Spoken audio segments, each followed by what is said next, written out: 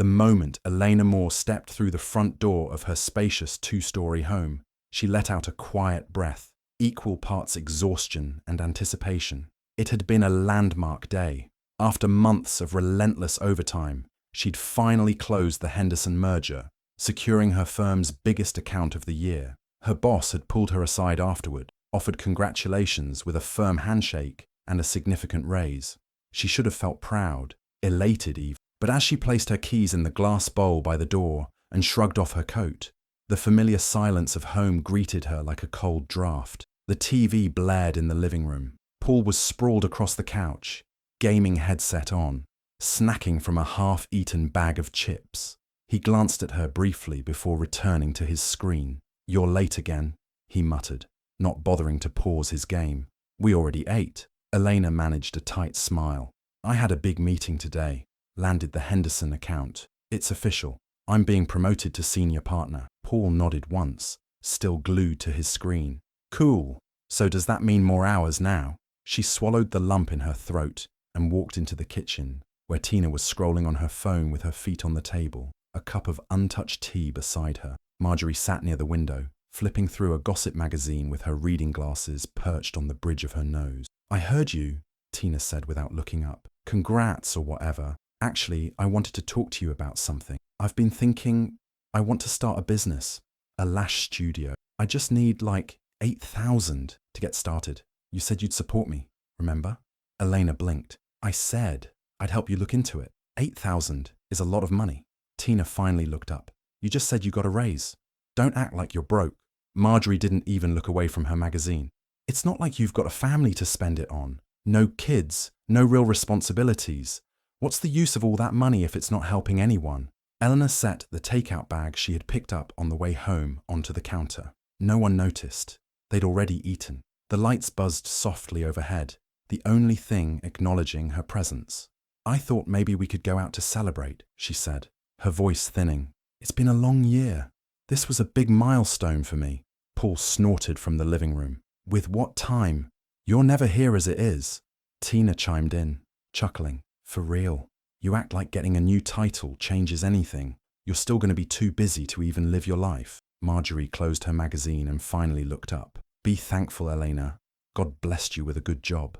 Now you need to learn how to share those blessings instead of always looking for applause." There it was, the undertow of guilt, the suffocating wave that always followed her wins. No matter what she achieved, it was never about her.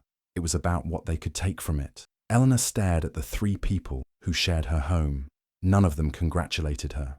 None of them saw her. She stood in the middle of her own kitchen, disposable, in the very house she paid for. She said nothing as she turned, grabbed her untouched takeout and walked upstairs. Behind her, the noise returned. Laughter, television, scrolling screens. But for Elena, the silence was louder than ever. There was a time Elena Moore thought love was duty. That belief was planted early, right after her father's fatal heart attack left their family shattered and broke. She was only 22, fresh out of university, working 2 part-time jobs and 1 internship, when Marjorie sat her down at the kitchen table, eyes swollen from crying, and said, "You're the oldest now. We need you." From that day forward, Elena stepped into the role no one asked for, but everyone expected: provider, fixer, adult. She dropped her dream of graduate school to work full-time. She sold her father's old truck to pay the mortgage. When Tina flunked her first year of college and came home ashamed, Elena was the one who reassured her, gave her space, and promised she could always stay until she figured things out. But Tina never figured things out. Marjorie thrived in the aftermath of the tragedy in her own way. She wore widowhood like armor, while Elena paid bills, worked late shifts, and handled taxes. Marjorie joined church committees, neighborhood clubs, and perfected the art of appearing pitiful just enough to avoid accountability. "I lost my husband," she'd say when asked about working. "I gave everything to this family." Paul entered Eleanor's life in her final year of college. Back then, he was charming, funny, the kind of guy who talked big dreams with no execution. She loved him fiercely, believing he just needed stability. But years passed, and stability turned into dependency. He floated between jobs, pursued vague passions, music, podcasting, flipping vintage watches. none of which lasted longer than a few months. When Elena suggested marriage, he hesitated. But when she started thinking about leaving, he said all the right things, wrapped in guilt and nostalgia. "I can't do this without you," he whispered one night, after she came home to find him drinking again. "You're the only thing I've ever been sure of." She married him 3 months later. That was 10 years ago. Now, at 38, Elena's days are a blur of spreadsheets, emails, and back-to-back meetings. She works 60-hour weeks to keep their lives afloat. She pays the mortgage on the house Marjorie insists still belongs to the family, covers Tina's never-ending list of needs, phone bills, beauty appointments, Uber rides, and handles every overdue notice Paul forgets about. She hasn't taken a vacation in over 7 years. When they tried for a baby 3 years into the marriage, Elena underwent IVF treatments in secret. Paul had been dragging his feet about fatherhood for years. When she finally told him, hopeful, he'd laughed, and said, "We can't even figure out our own lives, and you want to bring a kid into this?" She never mentioned it again. Even now, when Tina crashed the car Elena co-signed for, totaled it while driving to a party, there was no apology, just a whine over breakfast the next morning. "You said I could use it, and you have insurance, right?" Elena said nothing. She was too tired. The weight of it all pressed on her like a physical thing. She felt it in her back when she stood too long, in her temples during endless Zoom meetings, and deep in her chest at night when the quiet made space for her loneliness. In her rare quiet moments, a thought had begun to creep in, one that scared her more than exhaustion ever could. If I disappeared tomorrow, would they care? Or would they just fight over who gets the master bedroom? She never said it out loud, but it echoed more often now. Even her reflection looked different lately. Eyes duller, hair limp, shoulders permanently curved inward. She used to smile without thinking. Now she had to remind herself to pretend. They loved what she gave, the comfort, the security, the sacrifice. But Eleanor couldn't remember the last time someone held her hand just to reassure her, or asked how her day was, or noticed the dark circles under her eyes. It wasn't just that she was alone. It was that she was invisible in the very life she built for everyone else, and something inside her was starting to crack. There was a time Elena Moore thought love was duty. That belief was planted early, right after her father's fatal heart attack left their family shattered and broke.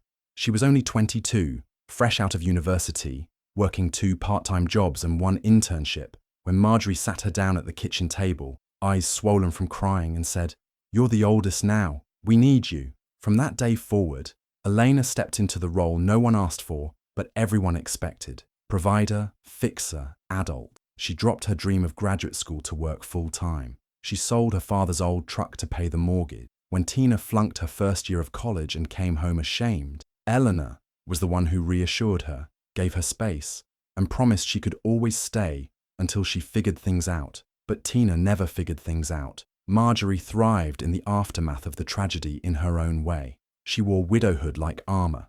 While Eleanor paid bills, worked late shifts, and handled taxes, Marjorie joined church committees, neighborhood clubs, and perfected the art of appearing pitiful, just enough to avoid accountability. "I lost my husband," she'd say when asked about working. "I gave everything to this family." Paul entered Elena's life in her final year of college. Back then, he was charming, funny, the kind of guy who talked big dreams with no execution. She loved him fiercely, believing he just needed stability. But years passed, and stability turned into dependency. He floated between jobs, pursued vague passions, music, podcasting, flipping vintage watches, none of which lasted longer than a few months. When Elena suggested marriage, he hesitated. But when she started thinking about leaving, he said all the right things, wrapped in guilt and nostalgia. "I can't do this without you," he whispered one night, after she came home to find him drinking again. "You're the only thing I've ever been sure of." She married him 3 months later. That was 10 years ago. Now, at 38, Elena's days are a blur of spreadsheets, emails, and back-to-back meetings. She works 60-hour weeks to keep their lives afloat. She pays the mortgage on the house Marjorie insists still belongs to the family, covers Tina's never-ending list of needs, phone bills, beauty appointments, Uber rides, and handles every overdue notice Paul forgets about. She hasn't taken a vacation in over 7 years. When they tried for a baby 3 years into the marriage, Elena underwent IVF treatments in secret. Paul had been dragging his feet about fatherhood for years. When she finally told him, hopeful, he'd laughed and said, "We can't even figure out our own lives. And you want to bring a kid into this?" She never mentioned it again. Even now, when Tina crashed the car Elena co-signed for, totaled it while driving to a party, there was no apology. Just a whine over breakfast the next morning. "You said I could use it. And you have insurance, right?" Elena said nothing. She was too tired. The weight of it all pressed on her like a physical thing. She felt it in her back when she stood too long, in her temples during endless Zoom meeting, and deep in her chest at night when the quiet made space for her loneliness. In her rare quiet moments, a thought had begun to creep in, one that scared her more than exhaustion ever could. If I disappeared tomorrow, would they care? Or would they just fight over who gets the master bedroom? She never said it out loud, but it echoed more often now. Even her reflection looked different lately. Eyes duller, hair limp, shoulders permanently curved inward. She used to smile without thinking. Now she had to remind herself to pretend. They loved what she gave, the comfort, the security, the sacrifice. But Eleanor couldn't remember the last time someone held her hand just to reassure her, or asked how her day was, or noticed the dark circles under her eyes. It wasn't just that she was alone. It was that she was invisible in the very life she built for everyone else. And something inside her was starting to crack. By the end of the first week, the silence in the house was no longer peaceful. It was weaponized. Paul barely looked at Elena. The only time he spoke was to mutter, "Any luck with applications?" without making eye contact, then returning to his Xbox, or scrolling on his phone like a teenager. He hadn't cooked a meal, done laundry, or lifted a finger. Somehow, he had mentally checked out of the household entirely, as if Elena's job loss had erased her humanity and made her a ghost. Tina stopped pretending altogether. She slept late into the afternoon, emerging only to raid the fridge or yell at the TV. When Elena asked if she could help clean the kitchen, Tina rolled her eyes and said, "Not in the mood to be your maid today." Then she added, under her breath, "Maybe if you hadn't lost your job, you'd have one to boss around." Marjorie took things a step further. On Sunday morning, Elena came out of her room to find Pastor Glenn from their old church sitting in the living room. Marjorie was seated like royalty beside him, her hands folded primly. "Eleanor," she said with false sweetness, "we were just talking about your recent changes. Pastor Glenn thinks maybe it's time you stop letting pride run your life. Maybe some spiritual cleansing would help your spirit of laziness." Eleanor blinked. "Spirit of what?" Pastor Glenn gave her a sympathetic smile. "We've seen this before. Sometimes, when a woman steps too far out of order, the Lord humbles her. But he can restore, if she repents." It was so absurd, Elena almost laughed. Instead, she nodded slowly. "Right, of course. Thank you for coming." She turned, walked to her room, and quietly shut the door. Her hands shook as she reached for her phone and began typing notes into a hidden document. "Marjorie invited Pastor to perform spiritual correction. Called me lazy. No one asked how I'm doing." That night, she dug out a tiny voice recorder she used for business meetings. She began setting it up in the living room and dining area. She started recording voice memos to herself every night before bed, quietly narrating the events of each day like she was building a file. She also called her HR manager and formally requested a temporary leave of absence. Her job was secure. They respected her deeply and agreed to keep the situation confidential. In the meantime, Eleanor did something she had never done before. She booked a therapy session. It felt foreign, uncomfortable at first, but by the third session, she found herself crying without knowing why. Years of weight spilled out, the pressure to be perfect, the loneliness, the guilt that she never got to live for herself. Her therapist listened patiently, gently pushing her to explore what love really meant to her and why she had accepted so little of it. At home, the air grew colder. Paul began disappearing for hours at a time, claiming he was working out at the gym, but he came back freshly showered, freshly shaved. One afternoon, Eleanor decided to drive to the gym unannounced. She sat in her car across the street and watched as Paul came out laughing, holding a protein smoothie, with a woman half his age, blonde, tan, flirty. He held her waist a second too long before they got into separate cars. He didn't see Elena. She didn't need him to. She just drove home, more numb than angry. Meanwhile, Tina had a revelation. Elena opened her laptop one night and found her resume missing from the desktop. Her curiosity led her to check the recycle bin. Nothing. Then she checked her printer history, 6 pages.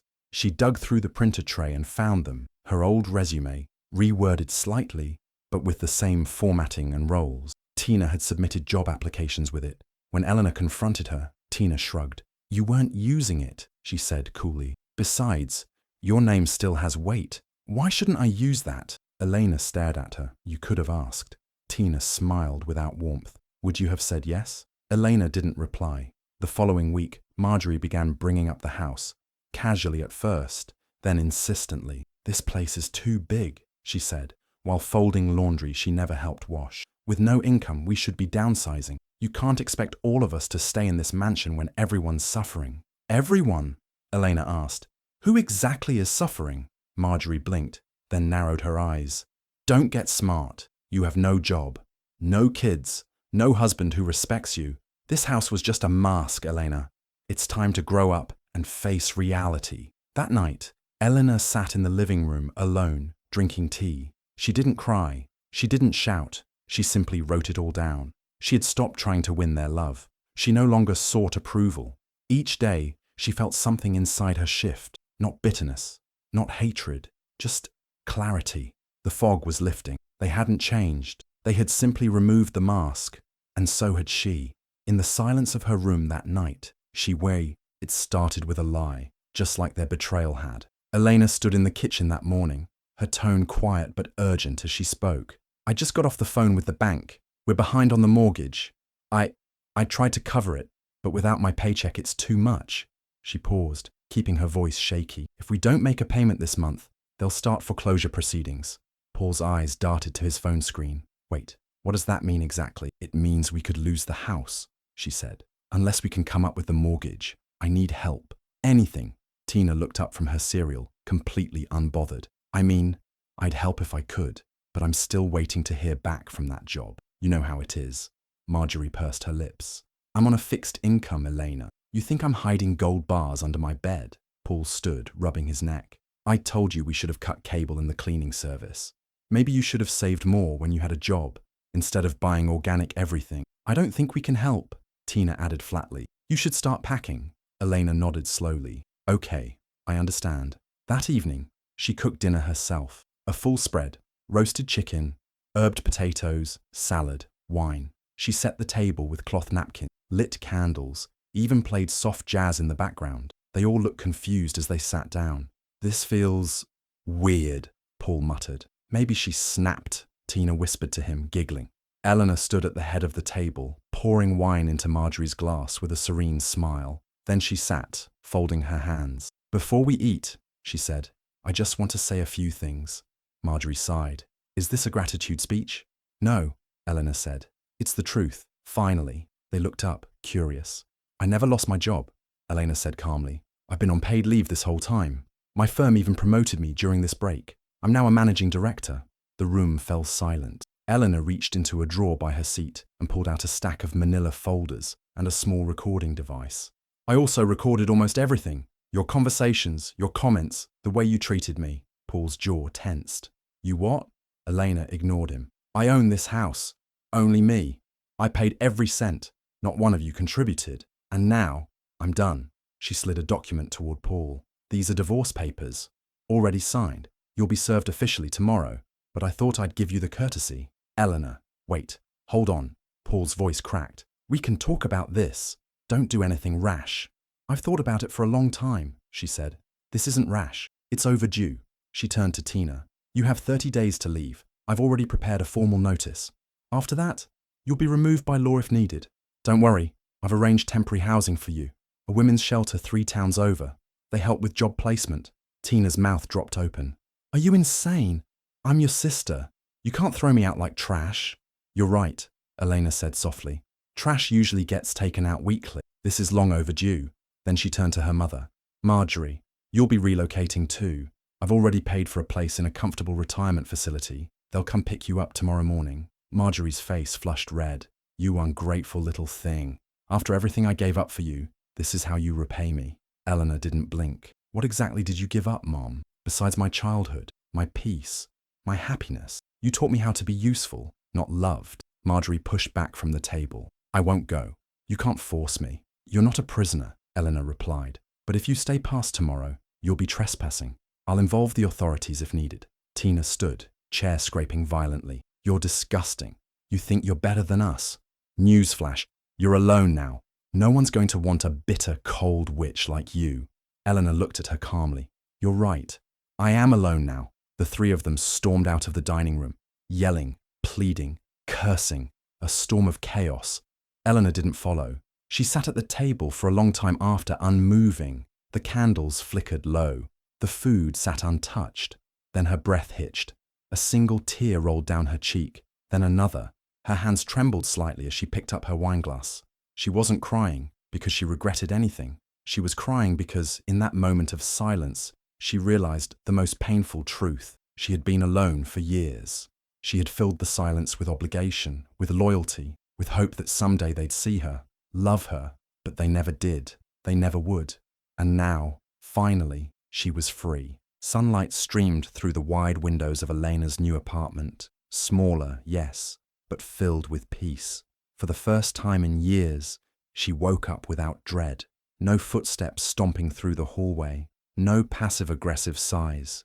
Just quiet. Beautiful, uninterrupted quiet. The walls were still a little bare, but they were hers. The books on the shelf were ones she chose. The coffee mug on the counter read, "Finally free."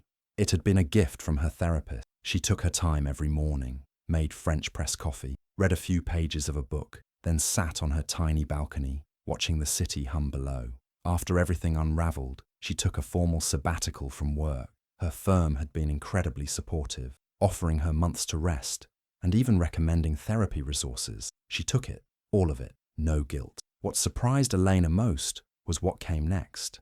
She began teaching free weekend workshops for women stuck in toxic family dynamics, financial literacy, building independence, identifying manipulation through money. The first class had 12 women. By the fourth week, over 70 were registered. The stories were different, but the wounds were familiar. One woman broke down sobbing mid-session. "You make me feel like I'm not crazy," she whispered. Elena smiled softly. "You're not. You're just waking up." It filled something in her. Something motherhood never did. Something marriage never could. Purpose, not pressure.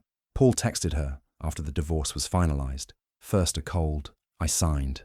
Then a week later, "I miss you."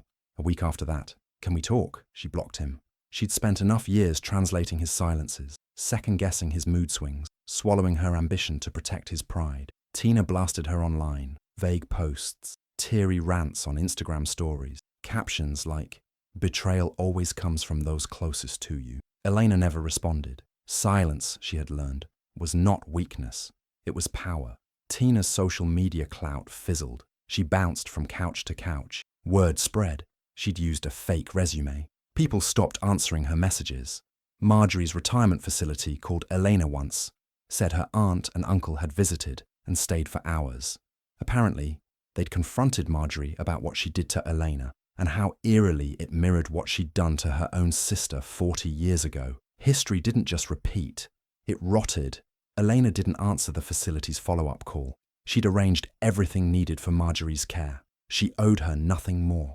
One Thursday afternoon, Eleanor returned to her old office for a team luncheon. Just a quick visit, she thought. As she stepped off the elevator, the room erupted in applause. Actual applause. "Eleanor!" Her team lead hugged her. "You have no idea how much we missed you. You basically kept this place running." Another colleague laughed. Her desk had been untouched, clean, pristine, like they'd been waiting. "We'd love to offer you an even higher role," HR said later. "Director of Global Strategy, full autonomy, flexible schedule, whatever you need."